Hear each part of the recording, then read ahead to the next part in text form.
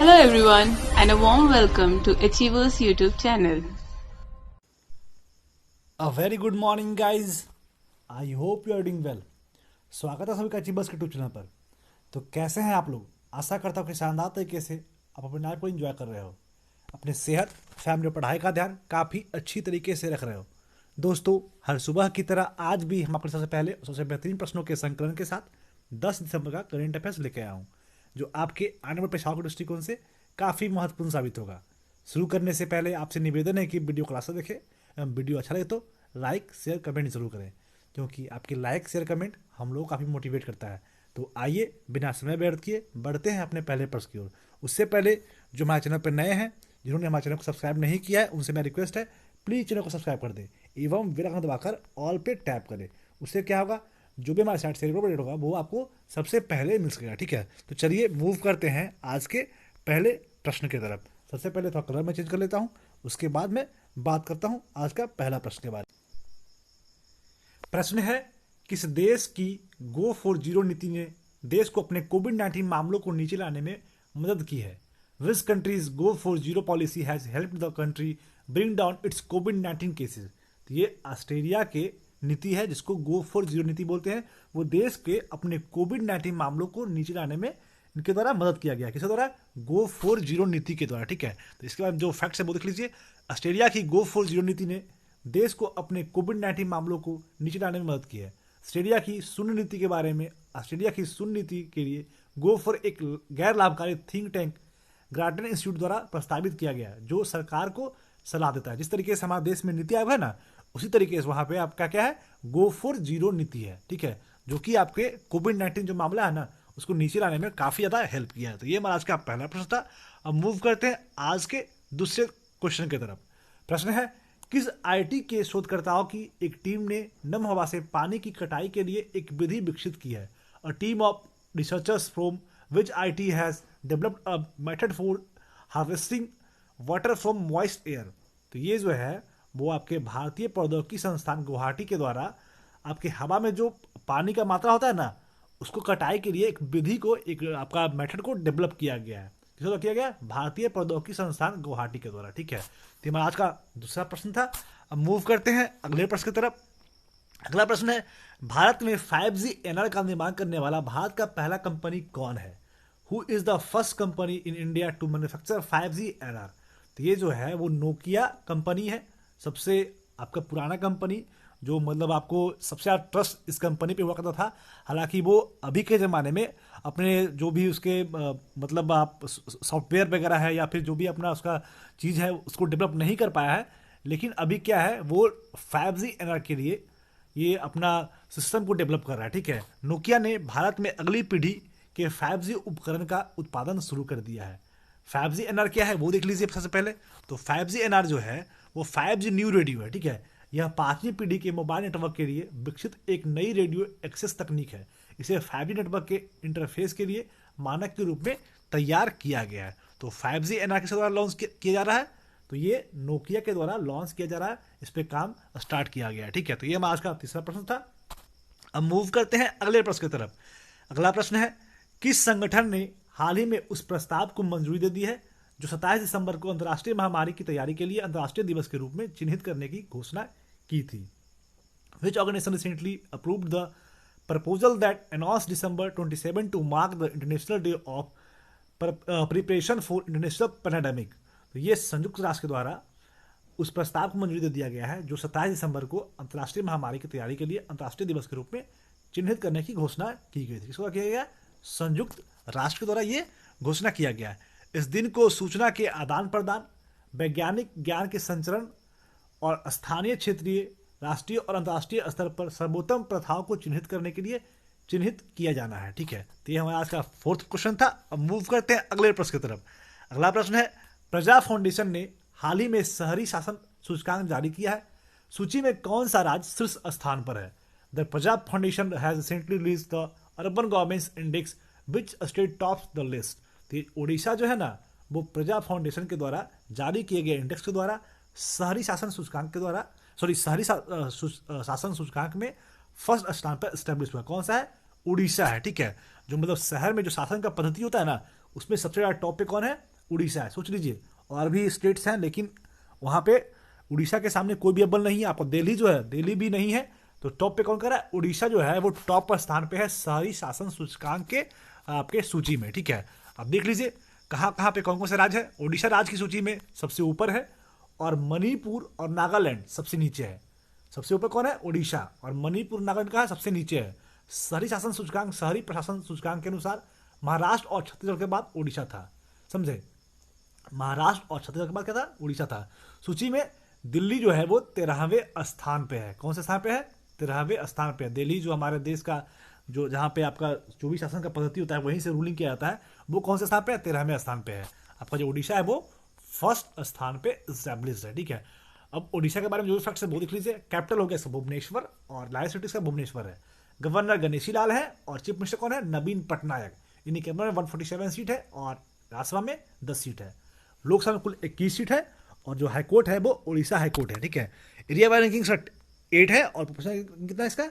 11 है। अब ये देख लीजिए कि उड़ीसा जो है वो कहाँ पे किस किस राज्य से बाउंड्री टच करता है, ये आप मैप में अच्छी तरीके से देख सकते हैं, और ये आपको मैप के थ्रू बिल्कुल सारी चीज़ें याद हो जाएंगी। तो ये उड़ीसा है, और टच कहाँ कहाँ से कर रहा है? आंध्र प्रदेश से, तेलंगाना से, छत्तीसगढ़ से, ठीक है, और इधर वेस्ट बंगाल से और झारखंड से। तो ये उड़ीसा जो है वो कौन कौन से राज्य से बाउंड्री टच कर रहा था वो आप लोग को स्पष्ट दिखा होगा। इधर आपका बे ऑफ बंगाल है, ठीक है। अब मूव करते हैं अगले प्रश्न की तरफ। अगला प्रश्न है, फोर्ब्स की तरफ से जारी 100 पावरफुल वुमेन लिस्ट में निम्न में से किस महिला को प्रथम स्थान प्राप्त हुआ है? Which of the following women has got first place in the 100 powerful women list released by Forbes. तो ये फोर्ब्स के द्वारा जो सूची जारी किया था ना, उसमें 100 जो पावरफुल वुमेन का लिस्ट होता है, वहाँ पे एंजेला मार्केल जो है वो फिर से टॉप करी हैं।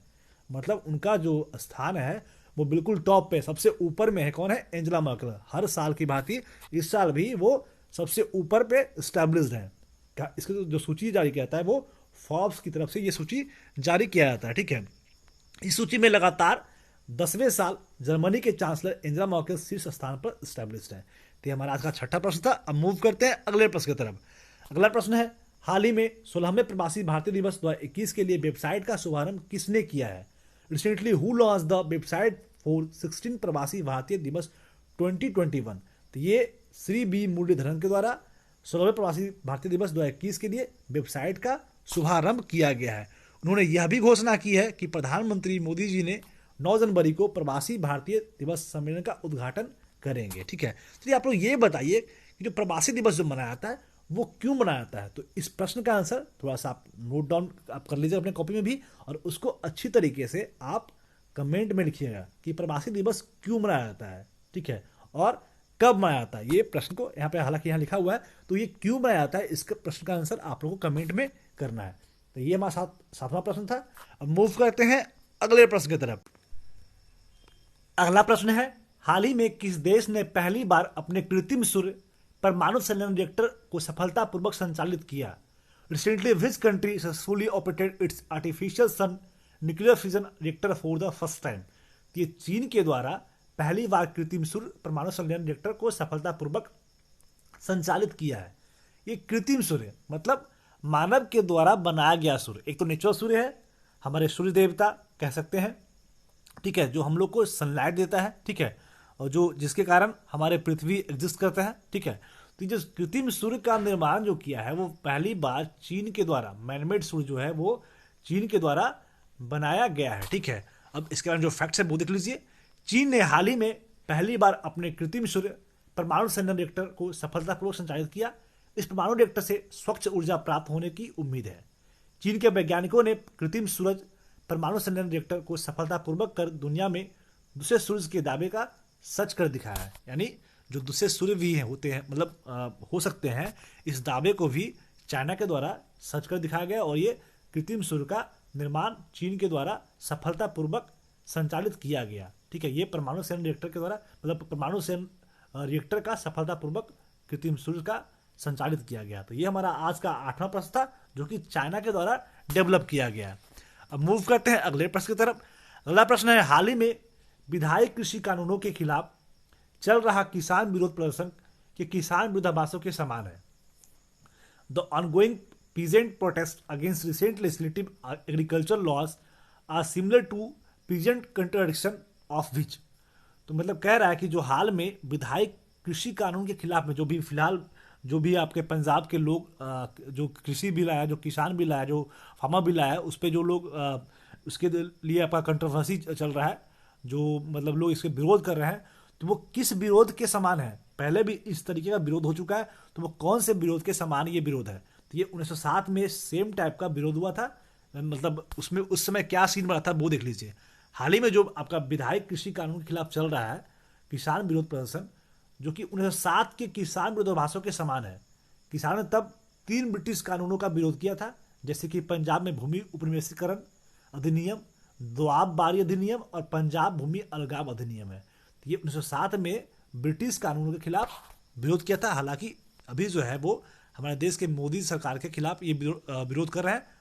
कौन मतलब लोग कर रहे हैं? पंजाब के जो भी सिटीजन है वो आपके जो ये अभी किसान बिल आया है उसके अगेंस्ट में ये आपका जो भी है बिल जो पास नहीं करना चाहते हैं या फिर जो भी इसमें मुद्दा है वो सब कर रहे हैं। ठीक है, तो ये आज का 9वां प्रश्न था। अब मूव करते हैं अगले प्रश्न की तरफ। अगला प्रश्न है, भारतीय रिजर्व बैंक आरबीआई ने हाल ही में महाराष्ट्र में स्थित किस बैंक का लाइसेंस रद्द कर दिया है? The Reserve Bank of India RBI has recently cancelled licence of बीच बैंक महाराष्ट्र। तो ये कराड़ जनता सहकारी बैंक लिमिटेड था, जिसको आरबीआई ने, ये जो बैंक है वो महाराष्ट्र में है, उसका बैंक का लाइसेंस रद्द कर दिया गया। किस किया गया? भारतीय रिजर्व बैंक के द्वारा। बैंक का नाम क्या है? कराड़ जनता सहकारी बैंक लिमिटेड। अब क्या सीन बना था तो इसका लाइसेंस को रद्द किया गया था वो देख लीजिए। रिजर्व बैंक ने कहा है कि पर्याप्त पूंजी और कमाई की संभावना नहीं होने के कारण यह कार्रवाई की गई है। रिजर्व बैंक ने एक बयान में कहा है कि बैंक के जमाकर्ताओं में से 99% से अधिक को जमा बीमा एवं ऋण गारंटी निगम से उनका पूरा भुगतान मिलेगा। ठीक है, तो ये जो है वो इस बैंक का नाम क्या है? कराड़ जनता सहकारी बैंक लिमिटेड, जिसको रिजर्व बैंक के द्वारा इस बैंक का जो लाइसेंस था उसको रद्द कर दिया गया है। ठीक है, तो ये हमारा आज का कौन सा प्रश्न था? 10वां प्रश्न था। अब मूव करते हैं अगले प्रश्न की तरफ। अगला प्रश्न है, केंद्रीय शिक्षा मंत्रालय ने नई बैग पॉलिसी जारी की है जिसमें बैग का भार निम्न से कितने किलोग्राम से अधिक नहीं होगा? The union minister of education has issued a new bag policy in which the weight of the bag will not exceed how many kilograms। काफ़ी अच्छा आपका पॉलिसी आया है। ये जो है पॉलिसी केंद्रीय शिक्षा मंत्रालय के द्वारा जारी किया गया है, जिसमें क्या है कि जो बच्चे लोग का बैग का वजन होता था ना, हम लोगों ने भी ढोया है, मतलब हम लोग का वजन होता था 10 केजी और जो बैग हम लोग धोते थे वो 8 केजी और 9 केजी का वेट होते थे। तो ये काफ़ी ज़्यादा मतलब आपको विडम्बना था स्टूडेंट्स के लिए। तो ये जो है वो अब 5 केजी से ज़्यादा वेट आपका बैग का नहीं रह सकता है। ये केंद्रीय शिक्षा मंत्रालय के द्वारा नई बैग पॉलिसी के द्वारा ये जारी किया गया है कि जो भी आपका बैग होता है उसका बैग का वेट जो होता है वो 5 केजी से ज़्यादा नहीं होना चाहिए। ये बच्चों के लिए काफ़ी ज़्यादा अच्छी चीज़ है, क्योंकि बच्चे लोग तो अपने बैग के वजन के ढो कर ही परेशान होते थे, फिर वो पढ़ाई क्या करते हैं। ठीक है, तो ये जो पॉलिसी लाया गया देख लीजिए। सरकार ने स्कूली छात्रों के बस्ते के वजन को लेकर हमेशा उठाने वाले विवादों को फिलहाल खत्म कर दिया है। इसे लेकर सरकार ने नई बैग पॉलिसी तैयार की है। इसके अनुसार स्कूली बच्चों के बस्ते का वजन उनके वजन के 10% से ज़्यादा नहीं होगा। ये काफ़ी अच्छा स्टेप है, काफ़ी मतलब सहूलियत मिलेगा बच्चों लोगों को, और इससे काफ़ी वो एनर्जेटिक फील करेंगे और अपना पढ़ाई प्रॉपरली तरीके से कर सकेंगे। ठीक है, तो ये तो था आपका गूगल इंडिया के द्वारा जो सबसे ज़्यादा सर्च किया गया वर्ड। अब देखिए कौन से पर्सनालिटी को सबसे ज़्यादा सर्च किया गया था। तो सबसे ज़्यादा सर्च किया गया था जो बिडेन को। जो बिडेन कौन है? ये जो है वो यूएसए के नवनिर्वाचित आपके राष्ट्रपति हैं, प्रेसिडेंट है। अर्नब गोस्वामी कौन है? तो ये न्यूज़ एंकर हैं आपके रिपब्लिक इंडिया के हैं, और जब ये हमारे सुशांत सिंह राजपूत का डेथ हुआ था तब ये काफ़ी ज़्यादा लाइमलाइट में आए थे, और इन्हीं के द्वारा, अर्नब गोस्वामी के द्वारा काफ़ी इस मुद्दे को उठाया गया था। ठीक है, उसके बाद तीसरे नंबर पर आता है कनिका कपूर। आप लोग सब जानते होंगे ये हमारे देश की सबसे खूबसूरत गायिका में से एक है। ठीक है, और इनका गाना आप लोग सब सुने होंगे, आपका बेबी डॉल हो गया या फिर आपको चिट्ठियाँ कलाइयाँ हो गया। तो ये सॉन्ग इनके द्वारा गाया गया था। और ये क्यों इतना सर्च की गई थी? ये सॉन्ग के लिए नहीं चुनी गई थी, इतनी सॉन्ग के लिए इन्हें सर्च नहीं किया गया था। ये जानते हैं क्या किए थे? प्यार नहीं, कोरोना बांटे थे लोगों में, कोरोना बांटे थे। जब कोरोना आया था ना पूरे इंडिया में जब लॉन्च किया था तो इनका बहुत ज़्यादा देन था। ये चाइना से कोरोना बांटने के लिए आई थी, ठीक है। तो ये उस समय काफ़ी लैमलाइट में रही थी और इन्हें काफ़ी सर्च किया गया था। उसके बाद हो गया किम जोंग उन हो गया, उसके बाद अमिताभ बच्चन, ठीक है। तो ये जो है वो top trending personalities of India थे, ठीक है। अब top search news events in India कौन थे? तो ये इंडिया प्रीमियर लीग, फिर कोरोना वायरस हो गया, फिर यूएस प्रेसिडेंट इलेक्शन हो गया, ठीक है। अब ये देखिए कि टॉप ट्रेंडिंग मूवीज कौन था। तो ये हमारे सुशांत सिंह राजपूत जी का सबसे मतलब जब उनकी डेथ हुई थी तब ये मूवी, उसके बाद वो दिल बेचारा लॉन्च किया गया था। और ये जो मूवी था वो टॉप ट्रेंडिंग मूवीज में से एक था। मूवीज में से क्या क्या टॉप ट्रेंडिंग मूवी था, ठीक है।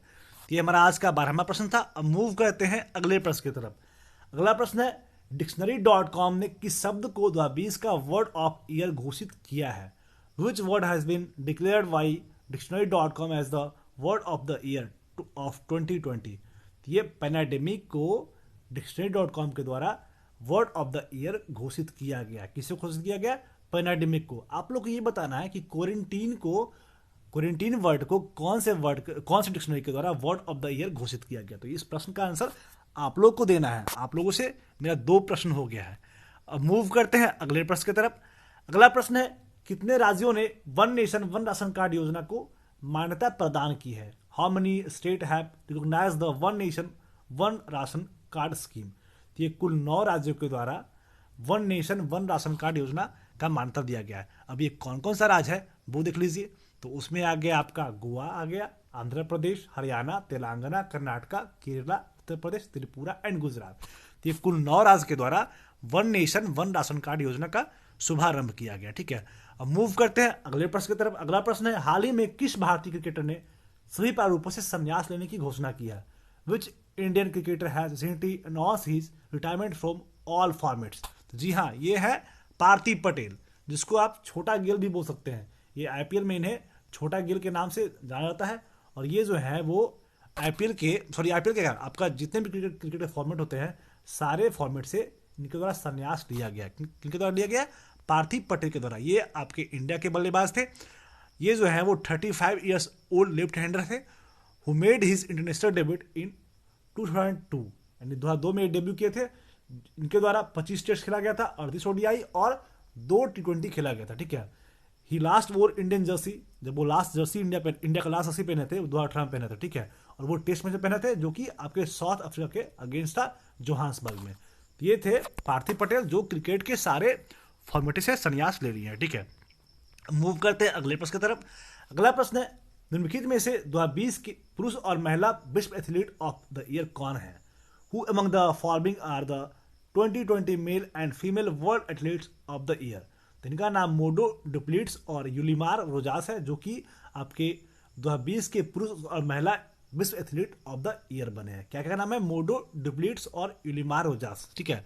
स्वीडिश पोल वाटर मोडो डुप्लिट्स और पेंजुला के ट्रिपल जंपर विलिमार रोजास 2020 पुरुष और महिला विश्व एथलीट ऑफ द ईयर है।